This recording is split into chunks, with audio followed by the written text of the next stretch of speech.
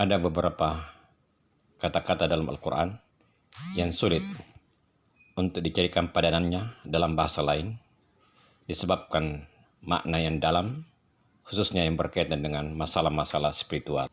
Itulah sebabnya mengapa banyak kosakata bahasa Al-Quran yang dipinjam atau diadopsi ke dalam bahasa lain, khususnya bahasa Indonesia.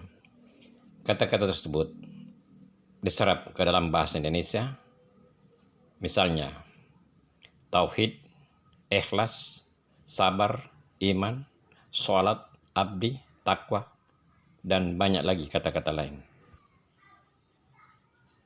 Kata hikmah adalah salah satu di antaranya yang diambil utuh ke dalam bahasa Indonesia. Dalam bahasa Inggris diartikan bijaksana, kekuatan magik, hadiah, atau anugerah. Nampaknya interpretasi ini harus digabungkan dan tetap menjadi suatu pendekatan, bukan makna sesungguhnya. الشيطان يعدكم بالفقر ويأمركم بالفحشاء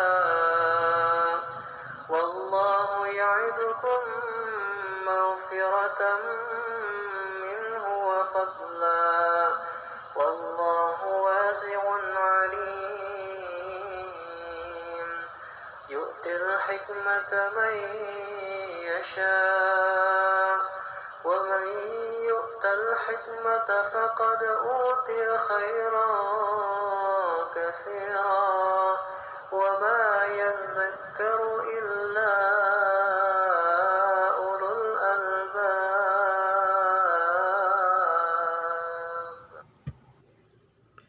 Setan menjanjikan menakut-nakuti kamu dengan kemiskinan dan menyuruh kamu berbuat kejahatan, sedang Allah menjanjikan untukmu ampunan dan karunia, dan Allah maha luas karunia-Nya, lagi maha mengetahui. Allah menganugerahkan al-hikmah kepada siapa yang Dia kehendaki, dan barang siapa yang dianugerahi hikmah, ia benar-benar telah dianugerahi karunia yang banyak. Dan hanya orang-orang yang berakal lah yang dapat mengambil pelajaran dari firman Allah. Al-Baqarah 268-269. Hidup di dunia ini adalah ujian. Setan adalah makhluk yang diciptakan untuk menguji, menggoda manusia untuk menyimpan dari jalan kebenaran. Allah menghendaki manusia berada di jalan kebenaran dan menjanjikan kebaikan serta ampunan. Namun setan dengan beberapa keindahan dunia memiliki kemampuan yang sangat kuat untuk mempengaruhi manusia. Salah satu alat yang kuat untuk melawan setan adalah dengan pemberian hikmah oleh Allah kepada orang-orang yang beruntung. Hikmah lebih tinggi tingkatannya dari ilmu. Salah satu definisi hikmah adalah sesuatu yang memberikan pelajaran, yang memerintahkan untuk melakukan kegiatan yang baik dan menghindari segala kegiatan yang buruk. Beberapa definisi lain. Hikmah atau kebijakan adalah pemikiran dan kesungguhan untuk menempatkan pengetahuan dan kejadian-kejadian. Demikian pula memperhatikan hubungan antara hal-hal yang dialami dan pembahasan akan sumber dan tujuan. Hikmah berhubungan dengan pemikiran tentang keadilan, kebijakan, dan tentang kebaikan dalam ajaran agama, ajaran moral, dan berdasarkan Al-Quran. Secara sederhana dapat dimaknai bahwa hikmah atau kebijakan adalah kecerdasan untuk bertindak secara tepat berkaitan dengan situasi tertentu yang dihadapi, berdasarkan moral Quran.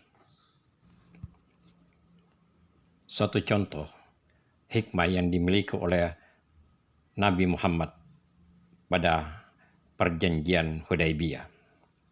Beberapa sahabat tidak setuju dengan isi perjanjian karena nampaknya merugikan masyarakat muslim pada saat itu. Namun demikian, Nabi Muhammad SAW setuju dan pada akhirnya berhasil dengan gemilang menaklukkan kota Mekah tanpa setetes darah pun yang jatuh. Luqmanul Hakim, namanya diabadikan dalam Al-Quran. Seorang yang bukan nabi, tetapi Allah memberikan hikmah kepadanya. Mungkin ketika dia memberikan nasihat kepada anaknya, dia tidak menyadari bahwa nasihatnya itu dikutip dan Allah mengabadikannya dalam Al-Quran. Nasihat yang demikian bijak bersifat universal untuk seluruh bangsa dan budaya.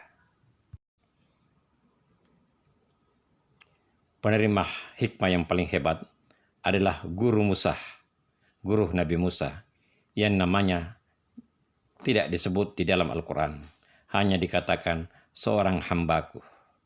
Namun, para ulama sependapat bahwa itu adalah Khidir. Kemampuan mengetahui apa yang akan terjadi, pengetahuan yang luar biasa yang tidak dapat ditandingi oleh Musa, yang hanya memiliki kecerdasan berkaitan dengan apa yang dilihat secara material. Hikmah adalah anugerah dari Allah kepada siapa yang dia kehendaki.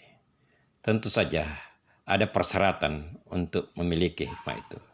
Bagi mereka yang memiliki keinginan dan berusaha mensucikan hati mereka dan keikhlasan mereka.